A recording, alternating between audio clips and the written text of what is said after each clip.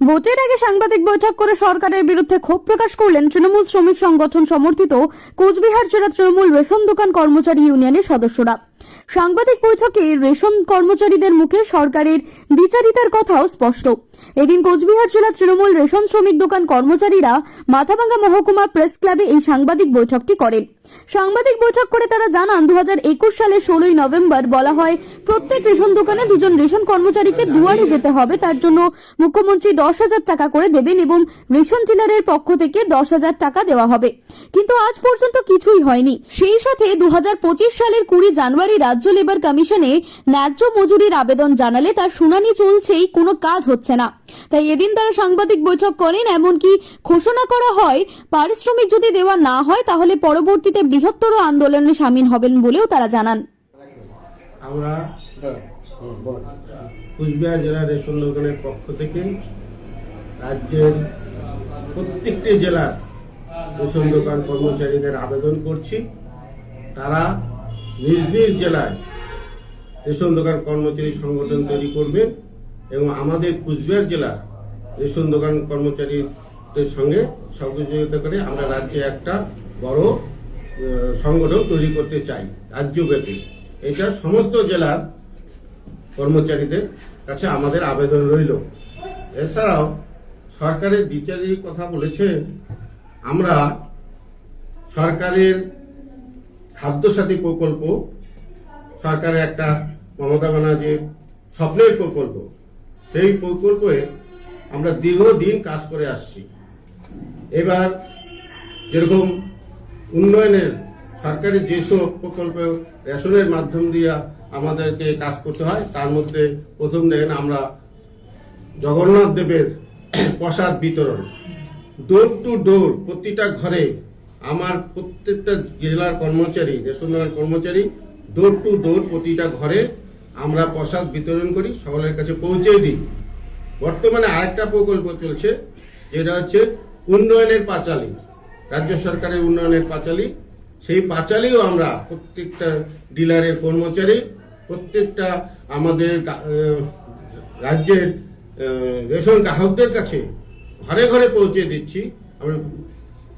দিচ্ছি এবং তাদের সাথে সহযোগিতা করে ভালোবাসা দিয়ে আমরা খাদ্যদ্রব্য দুয়ারের মাধ্যমে প্রত্যেকটা পরিবারের কাছে পৌঁছে দিচ্ছি। অথচ সমস্ত রাজ্যের কর্মচারীদের খুব অসহায় অবস্থার মধ্যে আমরা আছি। যেরকম আমাদের ন্যূনতম বেতন হার্ডলি 2,000 থেকে শুরু করে 6,000 অব্দি বেতন প্রতিটা কর্মচারী পায়। এই দ্রব্যমূল্যর বাজারে আমরা কি করে পরিবার পরিজন নিয়ে আমরা চলতে পারি?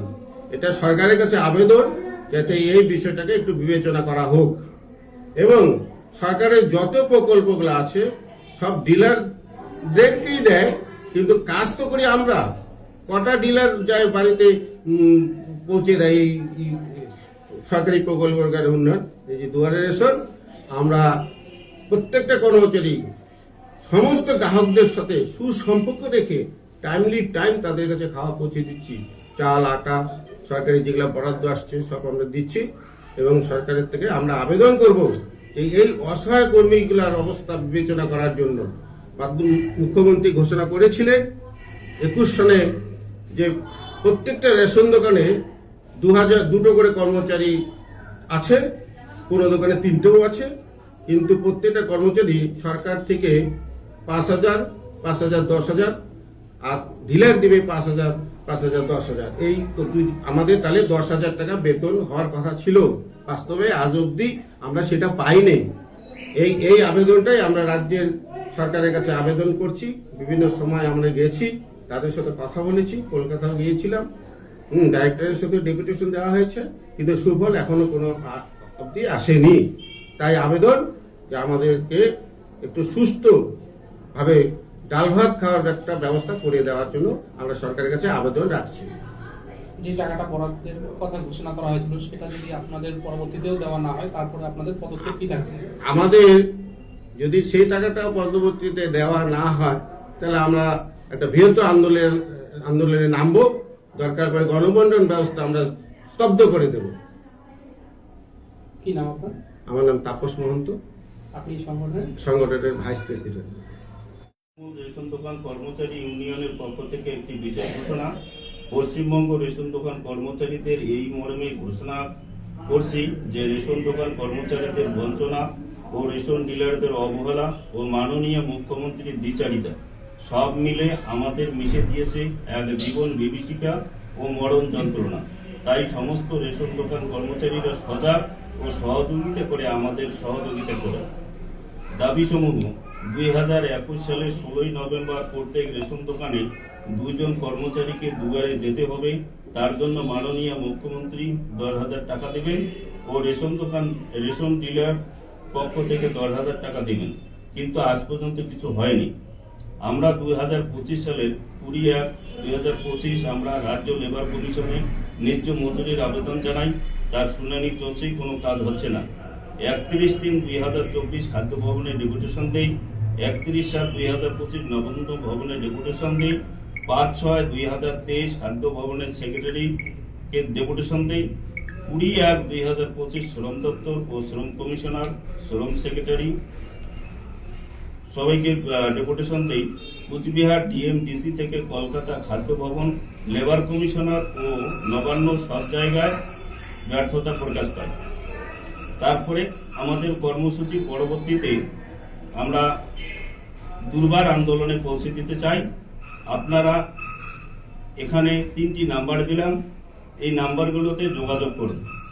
প্রথম নাম্বারটা হচ্ছে 8145080217, ফণীন্দ্রনাথ রায় ডাকুয়া, সভাপতি রেশন দোকান কর্মচারী ইউনিয়ন। 7679020132, আওলাদ হোসেন সরকার, রেশন দোকান কর্মচারী ইউনিয়ন সেক্রেটারি। 9851022516, সুভাষ রায়, রেশন দোকান কর্মচারী ইউনিয়নের সদস্য। আপনার নাম কি? আমার নাম আওলাদ হোসেন সরকার। আওলাদ হোসেন সরকার।